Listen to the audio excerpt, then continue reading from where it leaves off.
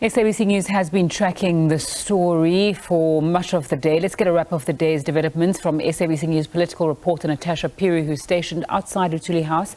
A very good afternoon to you again, Natasha. Just tell us what's happened and where you are now.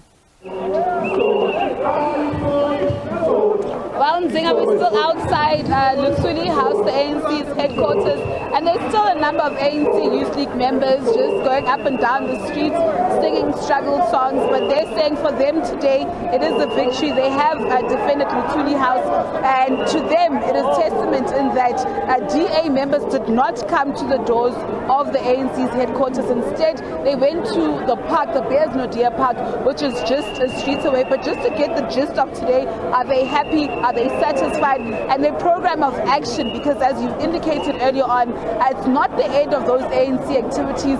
Later on today at 3 p.m. at the University of Johannesburg, the SG Phiri will be having an energy dialogue with industry role players. But let me just take this conversation forward. We started the interview with her in the morning, and of course we end the interview with you. Tlangi, are you happy?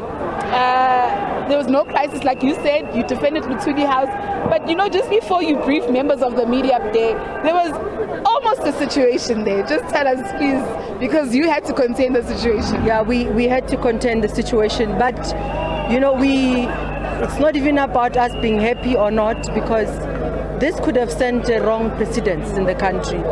The DA needs to understand that when we have got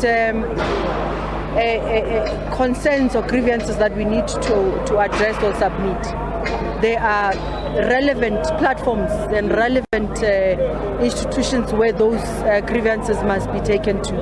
That was a bit unfortunate, but luckily for us, we quickly arrested the situation, because you could have seen that they tried to provoke us. I mean, they've got a route, they agreed on an alternative route that is going to take them to Beyers Nodi, where maybe Comrade Beyers in spirit will receive their memorandum, but instead we see DA members there.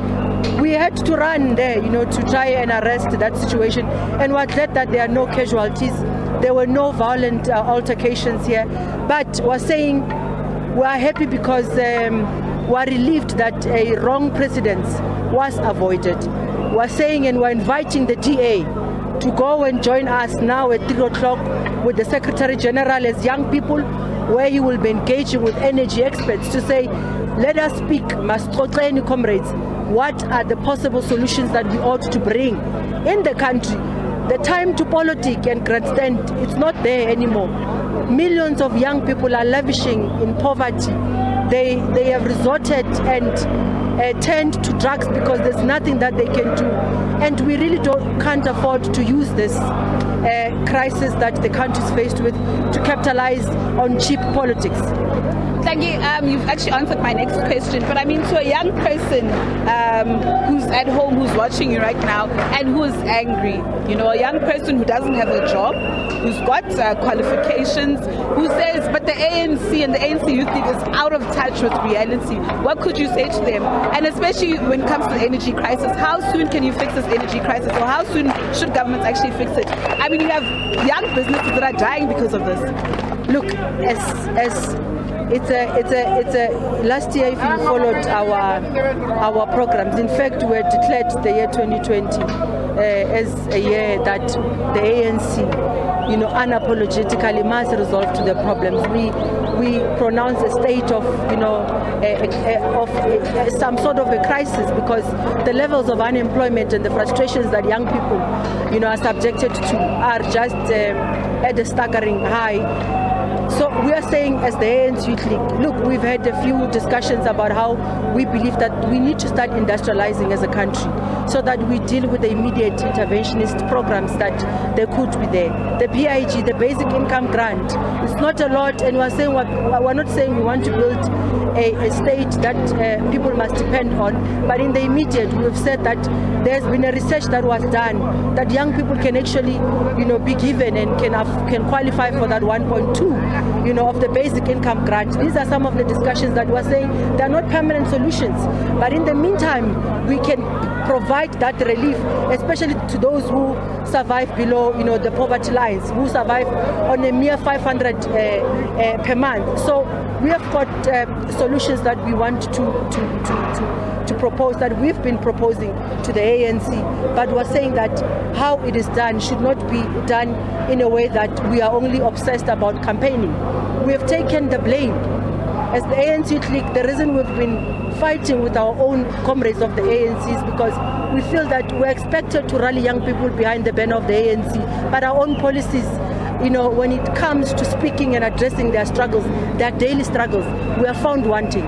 So we need to go back, even ourselves, to our own 7 cardinal pillars of the ANC Youth League that we've long been speaking about. Economic freedom now, and we need to go back to that discussion and not just theorize around it, but we need to speak about practical solutions. That if we're saying we want to speak on the issues of the land question, how do we ensure that the programs that we present at the universities actually speak to empowering young people, equip them with the necessary skill, so that when we say we want to give young people land or black people land back, what must they do with it? You have seen what the Minister of Education has spoken about. The ANC cares about black people in this country. And as far as inherently those that would apply and qualify for SASA, financial assistance, automatically qualify to be given NSFAS assistance. So sometimes, like the ESCOM failures, it's not the ANC comes with proper policies, but it's those that are supposed to implement. With NSFAS, the ANC has come up with that policy. Many young people, black in particular, have benefited from that. But we get to be failed by those who are supposed to administrators, those who are given the responsibility to implement the policies of the ANC, fail us. And that is why we will continue to call for those who are failing us to be removed. Pravin Gordhan must go. It's a position of the ANC Youth League. And the ANC must stop tiptoeing around that issue. The president must stop tiptoeing around that issue. People are angry at the ANC. There's an anti-ANC sentiment in the country because we don't act. What is that? Government communications. They are failing us because they fail to communicate things that the ANC government is doing. And what is fed to the people is what the media is giving them. So we need to, as the ANC Youth League, be at the forefront of those discussions. And maybe before we go, we just need you to know, as the media, that this was just an opening, an icebreaker, because we felt the DA and other political parties, including the ANC, must stop campaigning and politicking around issues that affect, real issues that affect our people. They must sit down and propose solutions. That's why the DA must go to VETS, to UJ now, and go and form part of that dialogue. Secondly, we have requested an urgent meeting with the Minister of Minerals, the national chair of the ANC, because he must take us through what is it that is really happening. What are the issues around the energy discussions, the just transition discussions that are happening. And we are also going to have our own ANC Youth League energy dialogue with energy experts before we go to Megawatt on the 3rd of January. Thank you so much. Of course, that was Tlangi Mogale, the organizer of the ANC NYTT, just outlining the plans for the Youth League. Of course, Nzinga, just a reminder to our viewers, that is that program where the ANC will be engaging with energy experts that will take place in about 2 hours from now. But she says before they plan that march to ESCOM on the 3rd of February, there will be a symposium, a dialogue with the ANC Youth League and energy experts. With that said, from Luthuli House, from me, Natasha, Phiri, and Gwazi Manzi, it's back to you in the studio. Thanks so much, Natasha and Gwazi, for keeping us updated throughout the day on that march.